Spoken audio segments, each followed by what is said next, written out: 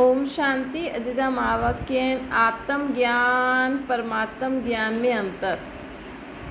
19/5/77 जा महावाक्य आहिनि। बाप दादा चवनि था स्वयं के सदा स्वदर्शन चक्रधारी अनुभव कंदा आहियो, सिर्फ़ सम्झंदा आहियो व हर समय अनुभव कंदा आहियो। स्वदर्शन चक्रधारी सिर्फ़ सम्झंदा आहियो या हर समय अनुभव कंदा आहियो। स्वदर्शन चक्रधारी अर्थात कि असांखे सतयुग जो बि ज्ञान आहे, त्रेता जो बि, द्वापर जो बि, कलयुग जो बि।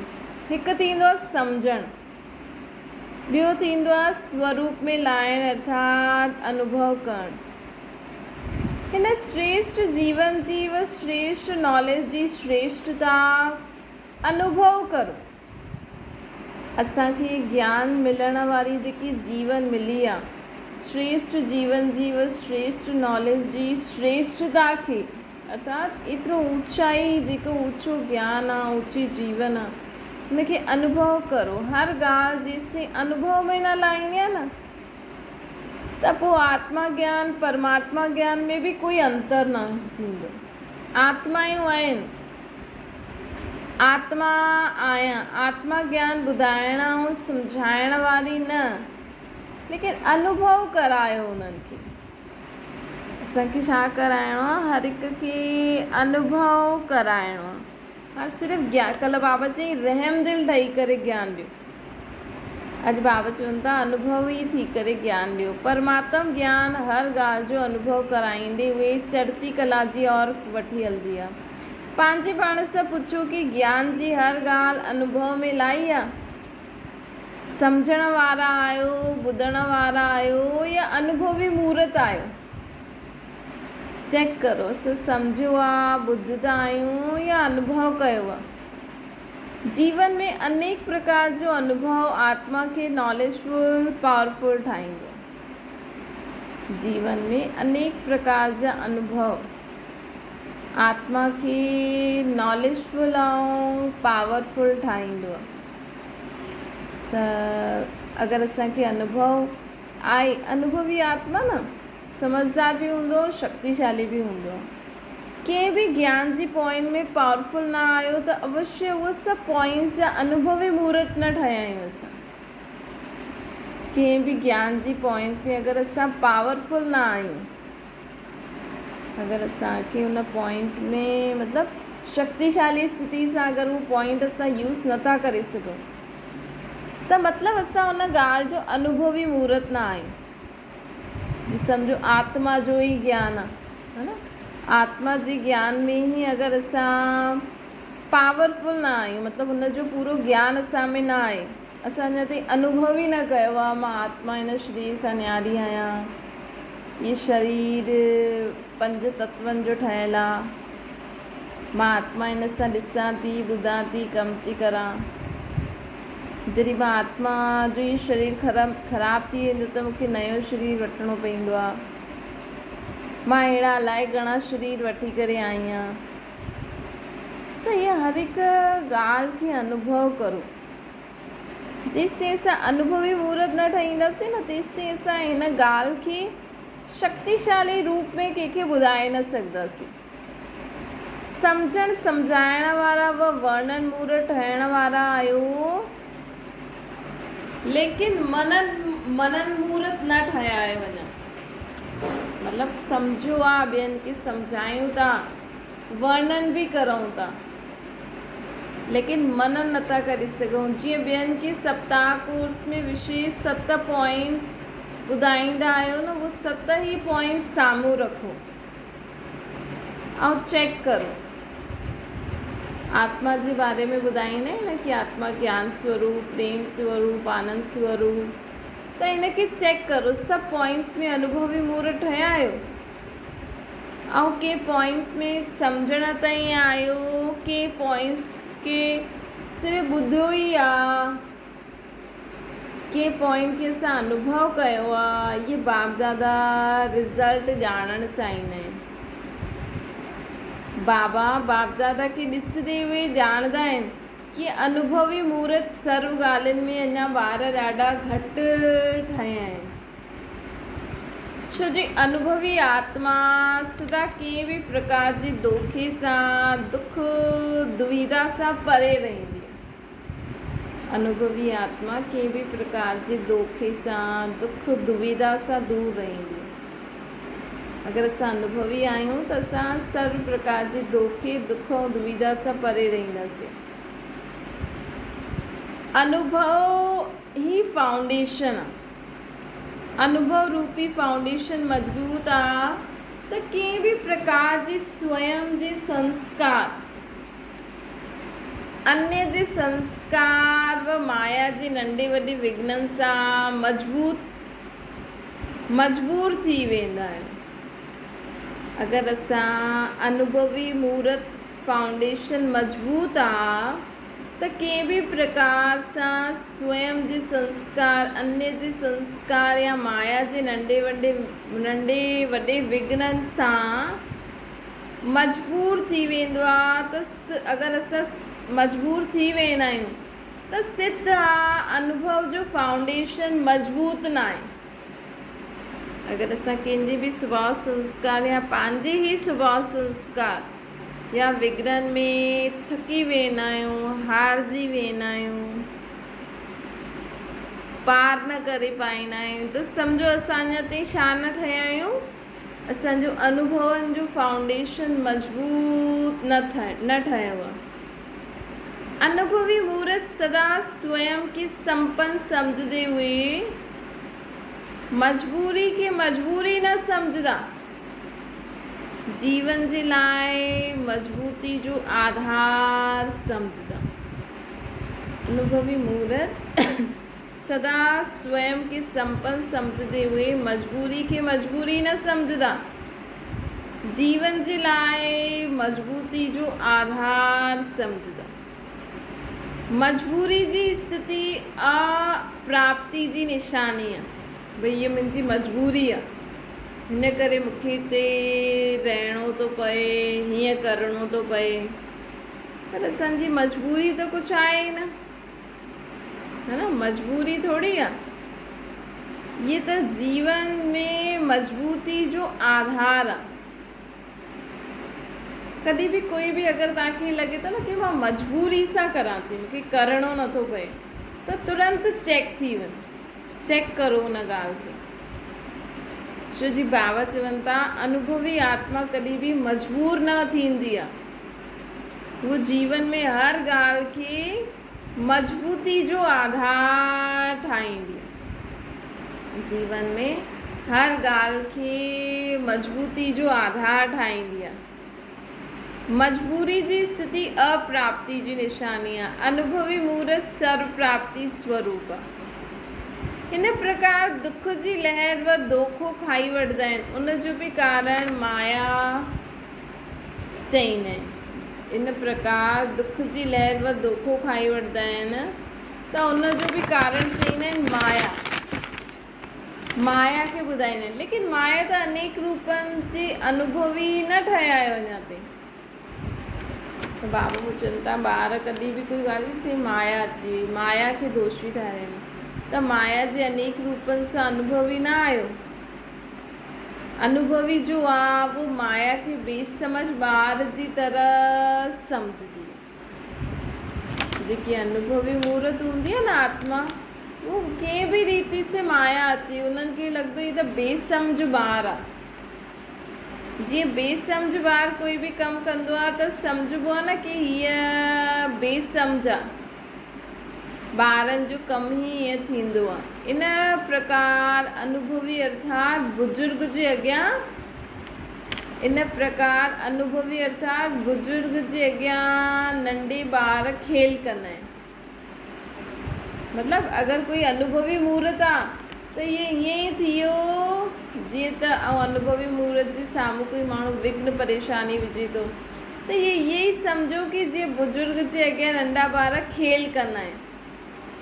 त इहे माया बि न अनेक प्रकार जी लीलाउनि खे अनुभवी मूर्त अनेक प्रकार जी लीलाउनि खे अनुभवी मूर्त ॿारनि जो खेल अनुभव कंदा आहिनि। त माया जी अनेक प्रकार जी लीलाउनि खे अनुभवी मूर्त छा सम्झंदा? खेल सम्झंदा आहिनि। चेक करो, खेल सम्झंदा आहियो? कॾहिं बि कोई ॻाल्हि अची वञे ऐं ख़ुदि खे बुज़ुर्ग सम्झो, अनुभवी मूर्त सम्झो ऐं बाबा जी यादि में हुनखे पार करो त ईअं ई लॻंदो जीअं त नंढे ॿारनि जो खेल थो हले। माया ॿियो आहे, माया जे नंढा सा विघ्ननि खे पहाड़ समान सम्झंदा। हिकु त आहे जेका अनुभवी मूर्त आहिनि उहे माया जे खेल खे, माया जी लीलाउनि खे खेल सम्झंदा। ॿिया जो जेका हूंदा आहिनि उहे माया जे नंढे वॾे विघ्ननि खे पहाड़ समान सम्झंदा ऐं सदा इहे ई संकल्प कंदा कि माया ॾाढी ई बलवान आहे। बाबा चवनि था ऐं इहे ई जेका अनुभवी न हूंदा आहिनि उहे छा सम्झंदा आहिनि कि इहे त माया ॾाढी बलवान आहे, माया खे जीतणु ॾाढो मुश्किल आहे। कारण छा आहे? अनुभव जी कमी। अहिड़ी आत्मायूं बाप दादा जे शब्दनि खे वठंदियूं, भाव खे न वठंदियूं आहिनि। अनुभव जो आधार न थींदो आहे लेकिन शब्दनि जो आधार ठाहींदा आहिनि कि बाप दादा बि चईंदा आहिनि माया खे जीतणु मासी जो घर न आहे, माया बि शक्तिशाली सर्वशक्तिवान आहे, इन करे हीअं थियो हीअं थियो। लेकिन बाबा चईंदा आहिनि तव्हां बि त सर्वशक्तिवान सां गॾु आहियो न। हाणे अर्जुन संपूर्ण न ठहिया आहिनि, अंत में संपूर्ण ठहींदा। ईअं ई अहिड़ा शब्दनि खे पंहिंजे आधार ठाहियो, हलण सां आधार कमज़ोर थियण जे कारण बार बार डगमग थी वेंदा आहिनि। बाबा चवनि था अञा अर्जुन संपूर्ण न ठहिया आहिनि, अंत में ठही वेंदा। ईअं ई शब्दनि खे पंहिंजे आधार ठाहे करे हलंदा आहिनि कि अंत में ठही वेंदासीं। हाणे केरु ठहियो आहे? आधार कमज़ोर हुजण जे कारण बार बार डगमग खाईंदा आहिनि। हिन जे लाइ शब्दनि खे आधार न ठाहियो लेकिन बाप जे भाव खे सम्झो। अनुभव जी पंहिंजी बाप दादा जे भाव खे सम्झो। बाबा चवनि था है न, सिर्फ़ु ॻाल्हि उनखे न पकड़ो लेकिन बाबा यथार्थ छा था चवणु चाहिनि इहे बि सम्झणो आहे। अनुभव खे पंहिंजो आधार ठाहियो। डगमग थियण जे कारण ई अनुभव जी कमी थींदी आहे।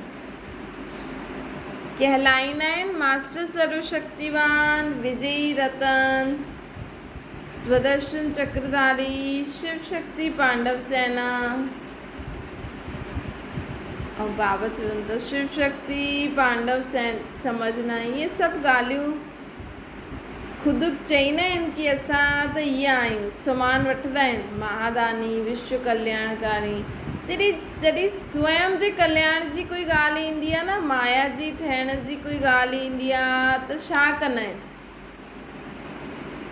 छा कंदा? ॿियो छा कंदा? ॿियो छा चईंदा आहिनि? छा कंदा? ॼाणंदा आहियो न कि छा कंदा आहिनि। ॾाढो मज़ेदार खेल खेलंदा आहिनि। नॉलेजफुल सां बिल्कुलु अनजान ठही वेंदा आहिनि। जीअं माया बेसम्झ ॿार ठाहे छॾंदी आहे, उहा माया जे वश थी करे नॉलेजफुल खे भुलिजी बेसम्झ ॿार समान थी वेंदी। पर असां चऊं था मां सदा ख़ुशि रहण वारी आत्मा आहियां ऐं असां नाख़ुशि थी करे वेठा आहियूं। त हीअं बि न करिणो खपे न। तॾहिं बाबा चईंदा आहिनि चईंदा कुझु आहिनि ऐं कंदा कुझु आहिनि। जॾहिं स्वयं जे कल्याण जी कोई ॻाल्हि ईंदी आहे, माया जी थियण जी कोई ॻाल्हि ईंदी आहे त छा चईंदा आहियो, छा कंदा आहियो? ॼाणंदा आहियो? ॾाढी मज़ेदार खेल हूंदो आहे। नॉलेजफुल सां बिल्कुलु अनजान थी वेंदा आहियो। जीअं माया बेसम्झ ॿार आहे, उहो माया जे वश आहियो। जीअं माया, बाबा चईंदा आहिनि जीअं माया बेसम्झ ॿार आहे न, उहो माया जे वश थी वेंदा आहिनि। नॉलेजफुल खे भुलिजी बेसम्झ थी वेंदा। छा कंदा आहिनि? ईअं थोरी सी सम्झ हुजे, अहिड़ी थोरी सी सम्झ हुजे।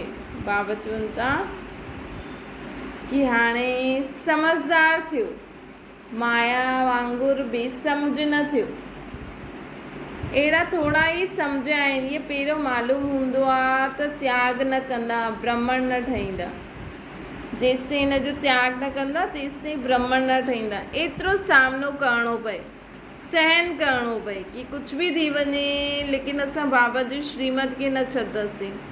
हर ॻाल्हि में पंहिंजे खे बदिलणो पए, मिटणो पए, मरणो पए। इहे त मालूम आहे न कि त्रिकालदर्शी नॉलेजफुल थींदा आहिनि।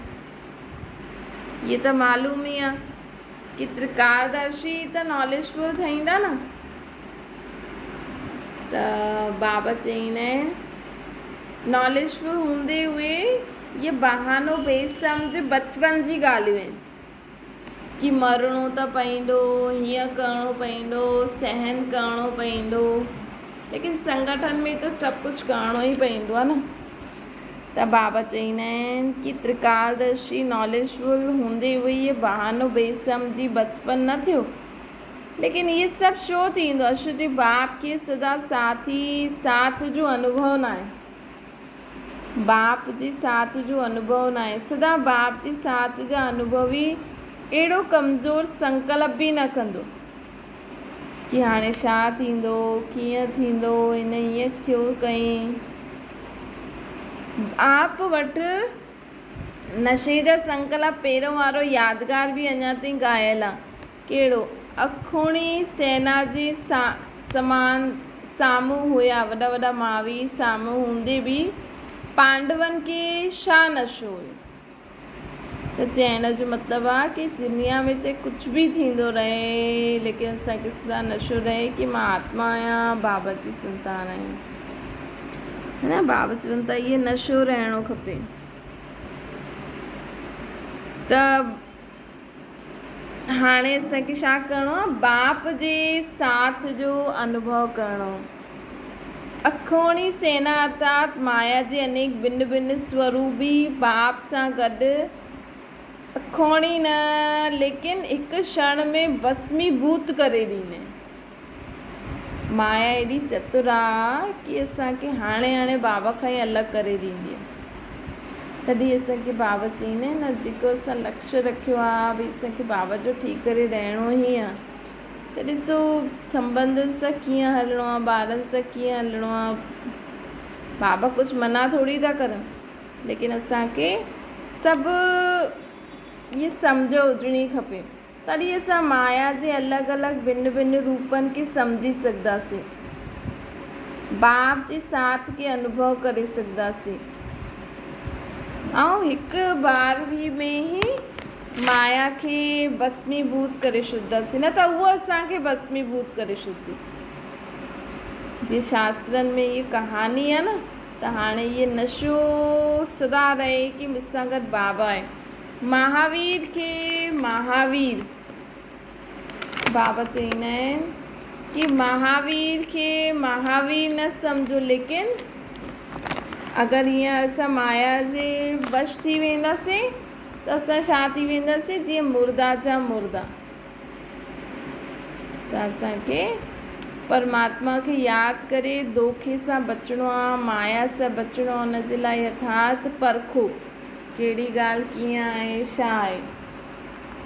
ठीकु आहे? अच्छा, बाबा चवनि था कि ॾिसो जेका बाप सां साथी हूंदा आहिनि न, उन्हनि खे न महावीर बि ईअं लॻंदा आहिनि जीअं महावीर न आहिनि, मुर्दा आहिनि, मरल उहे मुर्दा लॻंदा उन्हनि खे। उन में माया जा जेका महावीर रूप हूंदा आहिनि न, अलॻि अलॻि वॾा वॾा, जीअं बाबा चईंदा आहिनि न मां सर्वशक्तिवान आहे, त माया बि घटि न आहे। त ईअं ई दुनिया में जो मायावी माण्हू, जो वॾा वॾा माण्हू आहिनि न, उहे बि जीअं मरल आहिनि, मुर्दा आहिनि। इहे कंहिंजो यादगार आहे? बाप सां गॾु रहण वारे अनुभवी आत्माउनि जो यादगार आहे। हिन कारण चइबो आहे अनुभवी कॾहिं धोखो न खाईंदो आहे, मुश्किल अनुभव न कंदो आहे, अंजान अनुभव न कंदो आहे। अंजान माण्हू अनुभव न कंदा आहिनि, लेकिन जो अनुभवी माण्हू हूंदा आहिनि उहे धोखो न खाईंदा आहिनि, मुश्किल न अनुभव कंदा आहिनि। कल्प पहिरियों जी यादगार खे प्रैक्टिकल अनुभव करो था, उहा सिर्फ़ु वर्णन ई कंदा आहियो। ये बाबा यादगार ॿुधाई न, अज्ञोणी सेना अर्थात माया जे अनेक भिन्न भिन्न रूपनि सां बि विजय प्राप्त कई। त इहा असांजे लाइ ई यादगार आहे। बाबा चवनि था बाप दादा जॾहिं ॿारनि जी अहिड़ी स्थिति ॾिसंदा आहिनि त स्वयं जो कल्याण न करे सघंदा आहिनि, जो ॿार स्वयं खे परिवर्तन न करे सघंदा आहिनि ऐं पंहिंजी कमज़ोरी खे बहादुरी सम्झी करे वर्णन कंदा आहिनि। बाप दादा जॾहिं अहिड़े ॿारनि खे ॾिसंदा आहिनि जो ख़ुदि जो कल्याण न करे सघंदा आहिनि, ख़ुदि खे परिवर्तन न करे सघंदा आहिनि, पंहिंजी कमज़ोरी खे बहादुरी सम्झी करे वर्णन कंदा आहिनि, त बाप बि सम्झंदा आहिनि, सम्झण वारा आहिनि, लेकिन अनुभवी न आहिनि। हिन कारण नॉलेजफुल आहिनि लेकिन पावरफुल न आहिनि। ॿुधण ॿुधाइण वारा आहिनि लेकिन सम्झण वारा, बाप समान ठहिण वारा न आहिनि। न बाप समान ठहिण वारा न आहिनि। ॿुधण वारा आहिनि लेकिन बाप समान ठहिण वारा न आहिनि। नॉलेजफुल आहिनि लेकिन पावरफुल न आहिनि। जॾहिं अहिड़े ॿारनि खे ॾिसंदा आहिनि त बाबा चवंदा आहिनि जो समान न, उहो सामनो बि न करे सघंदा, परिस्थितियुनि जो, माया जो सामनो बि न करे सघंदा। कॾहिं मुरझाईंदा बि, कॾहिं मुस्कुराईंदा रहंदा आहिनि। जेका बाप समान न हूंदा उहे कॾहिं मुरझाईंदा, कॾहिं मुस्कुराईंदा। हिन करे एकांतवासी ठहो, अंतर्मुखी ठहो कि असां केतिरो बाबा जी यादि में रहूं था, केतिरो बाबा जी ॻाल्हियुनि खे अनुभव करूं था। ये अंतर्मुखी ठहो, एकांतवासी ठहो। हर ॻाल्हि जे अनुभव में स्वयं खे संपन्न ठाहियो। हर ॻाल्हि जे अनुभव में स्वयं खे संपन्न ठाहियो। पहिरियों पाठ बाप ऐं ॿार जो, कंहिंजो ॿारु आहियां मां? कंहिंजो ॿारु आहियां? बाबा जो ॿारु आहियां। बाबा जो ॿारु ठही करे असांखे छा प्राप्ति थी थिए? विश्व जी बादशाही थी मिले। हिन पहिरें पाठ जे अनुभवी मूर्त ठहो त सहज ई माया जी ठही वेंदा। भई बाबा चवंदा आहिनि, सभु चवंदा आहिनि असां भारत असांजो, त सत्युग में बि सभु चवंदा न कि स्वर्ग जा असां राजा आहियूं, स्वर्ग असांजो। त बाबा चवंदा आहिनि कि हिन पाठ खे पको करो, हिन पहिरें पाठ जे अनुभवी ठहो त सहज ई माया जी ठही वेंदव। कहिड़ो कि मां आत्मा आहियां, कंहिंजी संतान आहियां? बाबा जी। ऐं मां हाणे विश्व जो मालिक ठहिण जो पुरुषार्थ थी करां, बाबा खां वरसो थी वठां। बाबा चवंदा आहिनि अल्प समय अनुभव में रहंदा आहियो, अल्प समय अनुभव में रहंदा आहियो, ज़्यादा समय ॿुधण ऐं सम्झण में रहंदा आहियो। लेकिन अनुभवी मूर्त अर्थात सदा सर्व अनुभव में रहन। अनुभवी मूर्त केरु हूंदो आहे? जो सर्व अनुभवनि में रहे। सिर्फ़ु थोरा अनुभव न, हर प्रकार जो अनुभव असांखे हुजणो खपे। सम्झो, सागर जा ॿार ठहिया आहियो लेकिन सागर अर्थात संपन्न जो अनुभव न कयो अथव। बसि असां चऊं था असां सागर जा ॿार आहियूं, त सागर अर्थात बाबा जा ॿार अर्थात सर्व गुण, सर्व शक्ति, सर्व ज्ञान असां में हुजणो खपे, अनुभव हुजणो खपे। संपन्नता जो अनुभव करो न। भई बाबा सागर आहे त असां बि त हर ॻाल्हि जो अनुभव करो न। अच्छा, सदा अंतर्मुखी अर्थात हर्षित मुख। अंतर्मुखी अर्थात असां हर ॻाल्हि खे बाबा सां गॾु ॾिसंदासीं न त बाबा हुन ॻाल्हि जो राज असांखे ॿुधाए छॾींदा आहिनि, त ऑटोमेटिकली हर्षित मुख थी वेंदा आहियूं। माया जे हर वार खे माखन सां बाज़ सम्झ पार करण वारा। आवाज़ आ रही सब? सदा अंतर्मुखी अर्थात हर्षित मुख, माया जे हर वार खे माखन सां बाल सम्झी पार करण वारा। अहिड़ा सहज योगी सदा बाप जे साथ जो अनुभव करण वारा, माया जे हर वार खे माखन सां बाल समझ पार करण वारा, अहिड़ा सहज योगी सदा बाप सां गॾु अनुभव करण वारा, बाप जो साथ अनुभव करण वारा सर्व अनुभवी मूर्त खे बाप दादा जो यादि प्यार ऐं नमस्ते। असांजी बि बाप दादा खे यादि प्यार ऐं नमस्ते। दादी दीदी जी सां बाबा ॻाल्हाइनि था। साक्षी थी करे सर्व आत्माउनि जो पंहिंजो पंहिंजो पार्ट ॾिसंदे हुए कोई बि पार्ट खे ॾिसो, ईअं शो जी हलचल थींदी आहे। ख़ुदि खे साक्षी थी करे हर आत्मा जो पार्ट ॾिसो, पोइ ख़ुदि खे चेक करो कि असांजे मन में ईअं हलचल अचे थी कि ईअं शो।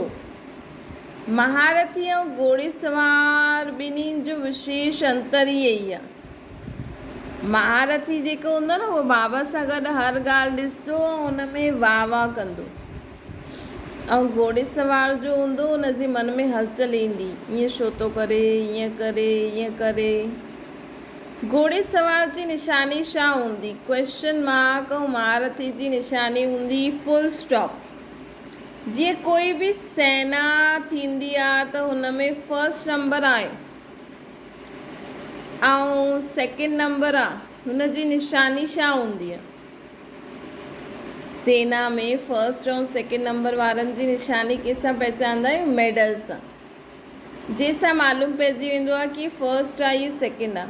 त अनादि ड्रामा में रूहानी सेना जा सैनिकनि खे कोई मेडल न ॾींदा आहिनि, लेकिन ऑटोमेटिकली ड्रामा अनुसार उन्हनि खे स्थिति रूपी मेडल प्राप्त हूंदो आहे।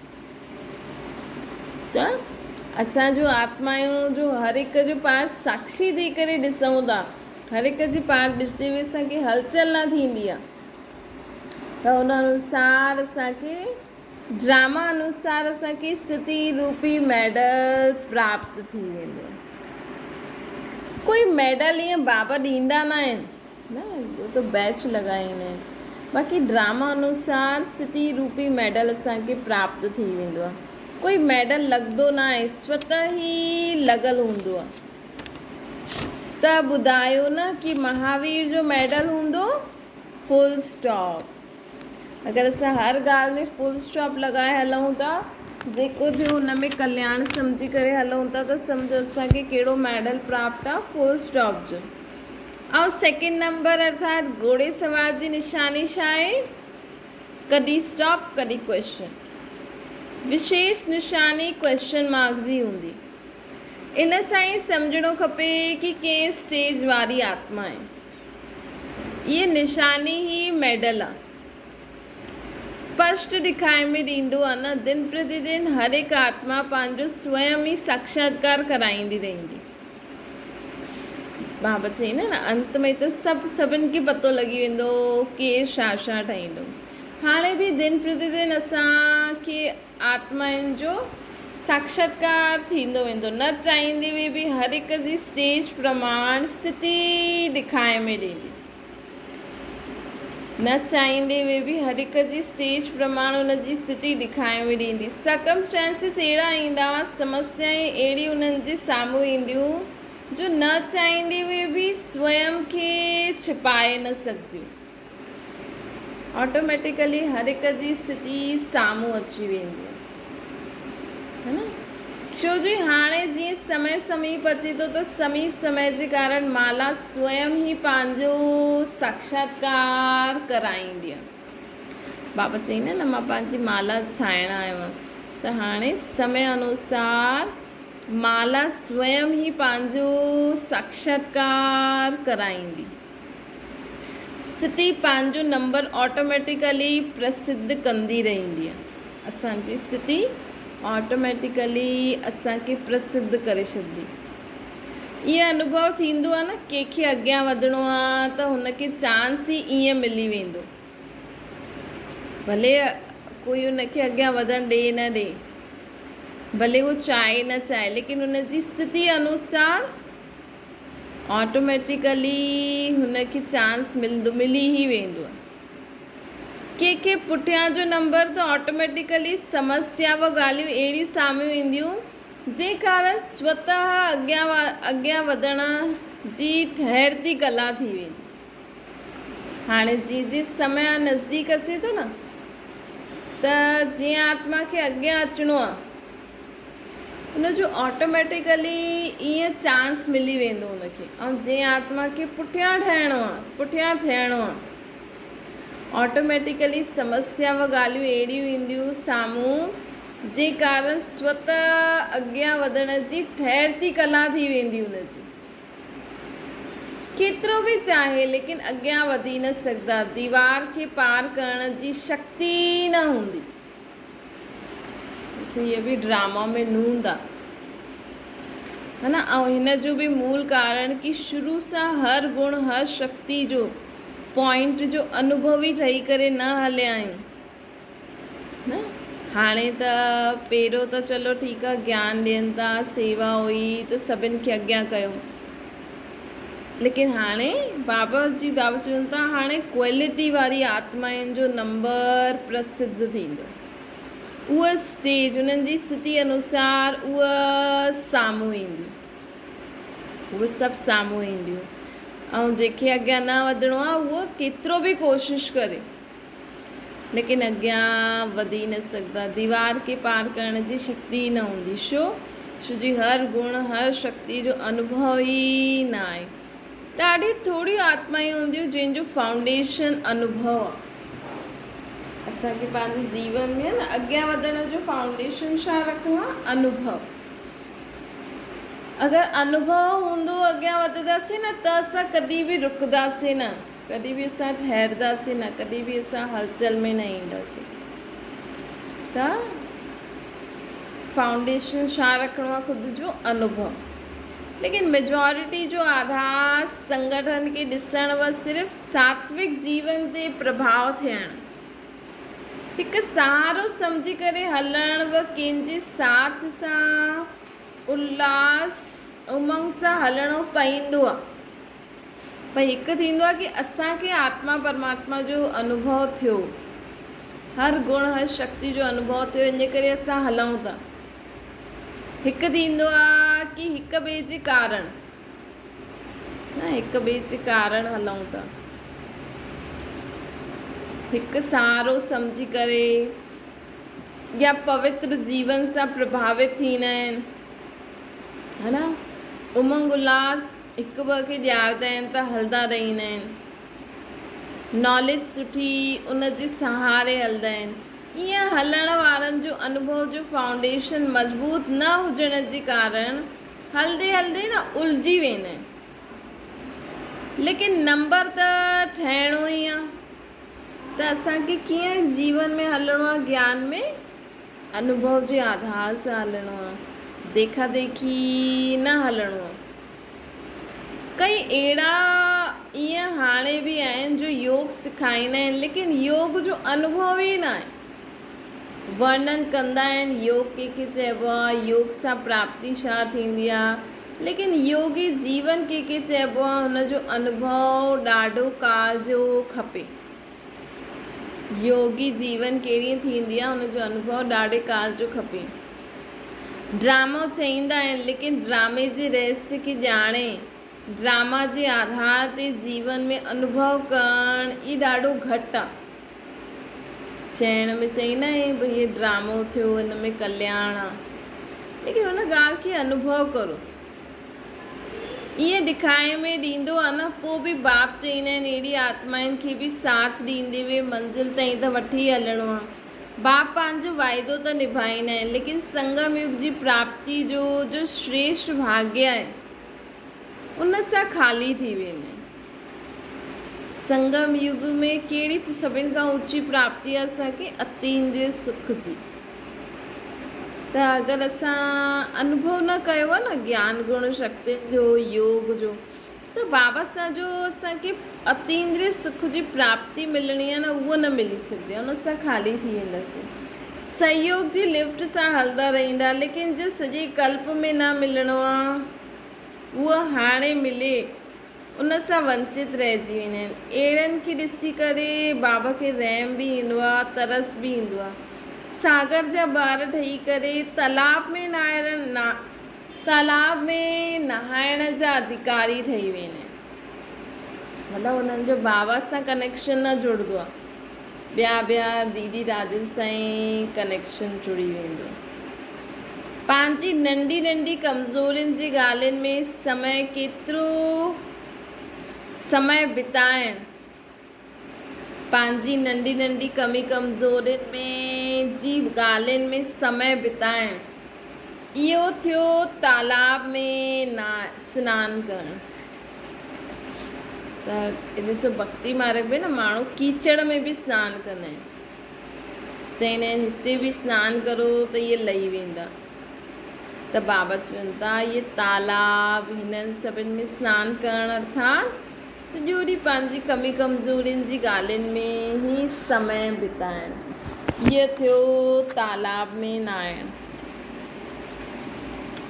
बाबा हाणे पार्टियुनि सां मुलाक़ात करनि था। सभी सदा साथ जो अनुभव कंदा आहियो, छो जी मुख्य ॻाल्हि आहे बाप खे पंहिंजो साथी ठाहिणु। अगरि सदा जो साथी ठाहींदव त माया स्वतः ई पंहिंजो साथ छोड़े ॾींदी आहे। अगरि असां बाबा सां गॾु सदा जो साथ जो अनुभव कंदासीं न त माया असांजो साथ छॾे ॾींदी, छो जी जॾहिं ॾिसंदी हिन आत्मा मूंखे छॾियो आहे, ॿिए खे साथी ठाहे छॾियो अथनि त किनारो करे वठंदी। सदा बाप जा साथी ठहो, सेकेंड बि किनारो न करो बाप सां। जॾहिं साथी साथ निभाइण लाइ तयारु आहे पोइ किनारो छो कंदा आहियो, बाबा खे छो छॾंदा आहियो? फ़ाइदो आहे छा हिन में? बाबा खे छॾणु, ॿिए कंहिंसां बुद्धि योग लॻाइण में फ़ाइदो त न आहे। फ़ाइदे वारी ॻाल्हि कॾहिं छॾिबी आहे त फ़ाइदो कंहिंमें आहे असांजो? बाबा सां गॾु रहण में। त बाबा चवनि था फ़ाइदे वारी ॻाल्हि कॾहिं छॾिबी आहे छा? साथी जो साथ न थियण जे कारण अकेला रहंदा आहियो, हिन करे पोइ महिनत करणी पवंदी आहे। बाप जो साथ अर्थात सभु कुझु थियल ई आहे, बाप जो साथ अर्थात सभु कुझु थियल ई आहे। किनारो कंदा आहियो त नंढी नंढी ॻाल्हियूं बि मुश्किल लॻंदियूं आहिनि, हिन करे अंतर्मुखी थी हिन अनुभवनि जे अंदरि वञो। हिन करे अंतर्मुखी ठही करे बाप जी यादि में रही करे हर गुण जो अनुभव करो। हर्षित मुख, नम्रता, निर्भयता, निर्मानता, हर शक्ति जो अनुभव करो। सॼो ॾींहुं इहे ई शक्तियुनि गुणनि ऐं ज्ञान जे खज़ाने सां खेॾंदा रहो त सदा ई शक्तिशाली अनुभव कंदासीं, सदा ई बाप जो साथ अनुभव थींदो रहंदो। सदा पंहिंजे खे ख़ुशी में अनुभव कंदा आहियो। जीअं स्थूल खज़ाने जा मालिक सदा खज़ाने जे नशे में रहंदा आहिनि, ईअं ख़ुशी जे खज़ाने सां भरपूर पंहिंजे खे सम्झंदा उहे हलंदा आहियो। सदा ख़ुशी जो खज़ानो क़ाइमु रहंदो आहे या कॾहिं लुटिजी वेंदो आहे? सदा ख़ुशी जो खज़ानो क़ाइमु रहंदो आहे या कॾहिं लुटिजी वेंदो आहे? अगरि खज़ानो कोई लुटी वेंदो त ख़ुशी बि हली वेंदी आहे, है न? अगरि खज़ानो कोई लूटे वेंदो त ख़ुशी बि हली वेंदी आहे। ख़ुशी वञण अर्थात खज़ानो गुम थी वेंदो। त बाबा चवंदा आहिनि कि सदा ध्यानु रखो असांजो ज्ञान जो खज़ानो, ख़ुशी जो खज़ानो, गुणनि जो खज़ानो असां सां गॾु आहे। अगरि खज़ानो कोई लूटे वेंदो त ख़ुशी बि हली वेंदी। ख़ुशी वञणु अर्थात खज़ानो वञणु। खज़ानो त बाप ॾिनो अथई, लेकिन हुनखे संभालण वारा बि नंबरवार आहिनि। ये खज़ानो पंहिंजो आहे त पंहिंजी चीज़ जी केतिरी संभाल रखबी आहे न। नंढी सी चीज़ खे बि संभालबो आहे। इहे त वॾा वॾा खज़ाना आहिनि। अगरि संभालणु ईंदो आहे त सदा संपन्न रहंदो। अगरि संभालणु ईंदव त सदा संपन्न रहंदव। त सदा ख़ुशी में रहंदा आहिनि जो, त बाबा पुछनि त सदा ख़ुशी में रहंदा आहियो? बाबा जो अगरि ज्ञान बुद्धि में रहंदो त ई त सदा ख़ुशी में रहंदासीं न। इहे ई त खज़ानो आहे। ब्राह्मण जीवन आहे ई ख़ुशी जी। अगरि ख़ुशी न त कुझु बि न। सदैव अटेंशन रखो। रास्तो त ॼाणे वरितो आहे, रास्तो ॼाणे वठो कि कंहिं रास्ते सां खज़ानो लूटी वेंदा आहिनि न। पंहिंजे पाण खे ई अटेंशन रखो, ध्यानु रखो कि कंहिं ॻाल्हियुनि में फसण सां असांजो खज़ानो लुटिजी वेंदो। हुन रास्ते खे बंदि करो, पोइ सदा ई शक्तिशाली रहंदो। हुन रास्ते खे बंदि करो, पोइ सदा ई शक्तिशाली रहंदा।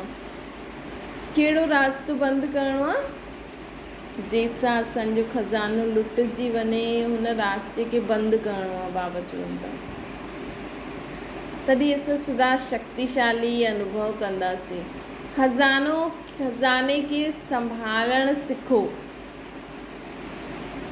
खज़ाने खे संभालणु सिखो। हिन जे लाइ रोज़ जो बि ज्ञान जी मुरली ॿुधायूं हुनजो मनन चिंतन करो, पको करो। हा, मां अॼु सॼो ॾींहुं ईअं कंदमि, अॼु खां ईअं कंदमि, तॾहिं सम्झो असां खज़ानो संभाले रखियो आहे। संभालण जो आधार आहे अटेंशन। खज़ाने खे संभालण जो आधार आहे अटेंशन। त सदा ख़ुशी में रहण जो पंहिंजे सां वचन वठो। बाबा जे ज्ञान खे सदा बुद्धि में धारण करे उनखे यूज़ करण वारी मां आत्मा सदा ख़ुशि रहंदी आहियां। ॿियनि जे अॻियां वचन वठण सां टेम्परेरी टाइम रहंदो आहे, लेकिन स्वयं पंहिंजे पाण सां वचन वठो कि कुझु बि थी वञे, लेकिन प्रतिज्ञा खे कॾहिं बि न तोड़ंदासीं। कुझु बि थी वञे, बाबा चवनि था प्रतिज्ञा खे न तोड़ंदासीं। इहो ध्यानु रखो। कहिड़ी बाबा असांखे प्रतिज्ञा कराइनि था कि सदा ख़ुशि रहंदासीं। बाप मिलियो, वरसो मिलियो, बाक़ी छा रहियो? एतिरी श्रेष्ठ प्राप्ति वारा केतिरो नशे में रहंदा आहिनि। बाबा चवनि था एतिरी श्रेष्ठ प्राप्ति वारी आत्मा कि बाप मिलियो, सभु कुझु मिलियो, त उन्हनि खे केतिरो नशे में रहणो खपे न। सदा माया जी तरफ़ां सदा हर्षित। बाप मिलियो, वरसो मिलियो, बाक़ी छा खपे, है न। देहदारनि जो वरसो वठी करे बि छा कंदासीं न। पहिरियों त बाप जो वरसो मिली वियो त स्वर्ग जी बादशाही मिली वई, त दुनिया वारनि जे वरसे खे छा कंदासीं। एतिरी श्रेष्ठ प्राप्ति वारो केतिरो नशे में रहंदो। सदा माया जी तरफ़ां सदा हर्षित। मतलब दुनिया वारा हद जे वरसे में पंहिंजो समय गवाईंदा आहिनि। ॾिसो, जेको जंहिंजो हूंदो न उहो सहज उन्हनि खे मिली वेंदो। माण्हू सोचंदो अरे न वठंदासीं त इहे खाई वेंदा, असांखे ॾींदा न, त उहा चलो नियम अनुसार असां लॉ एंड ऑर्डर जेको बि आहे उन अनुसार असांजो असांजे नाम जो आहे, ठीकु आहे, उहो वठूं। लेकिन ज़्यादा छीना झपटी सॼो ॾींहुं उन में मोह लॻो रहे, ध्यानु लॻो रहे, त असां बाबा खे यादि ई न करे सघंदासीं, है न। चलो जेतिरो बि ॾे, ब्रह्मा बाबा छा कयईं, अंत में पंहिंजो सभु कुझु जेको जास्ती पैसे वारो जो उहो बि कम पैसनि में विकिणी करे, चलो ज़्यादा उहो न कई, मगजमारी न कई, है न। बाबा जी राय ते हलिया त बाप मिलियो, वरसो मिलियो, बाक़ी छा खपे। एतिरी श्रेष्ठ प्राप्ति वारा केतिरो नशे में रहणो खपे असांखे, है न। दुनिया वारे वरसे जे अॻियां इहा असांखे त केॾो ऊचो वरसो थो मिले। इन ऊचे वरसे जे अॻियां दुनिया जो वरसो छा आहे। सदा माया जी तथा सदा हर्षित। स्वयं ऐं ॿियनि जी सेवा जो बैलेंस हुजे त महिनत घटि ऐं सफलता ज़्यादा मिलंदी। स्व जो बि पुरुषार्थ करो, ॿियनि जी बि सेवा करो, तॾहिं असां घटि महिनत में असांखे सफलता जास्ती मिली सघंदी आहे। अच्छा, ओम शांति। बाबा खे यादि करो।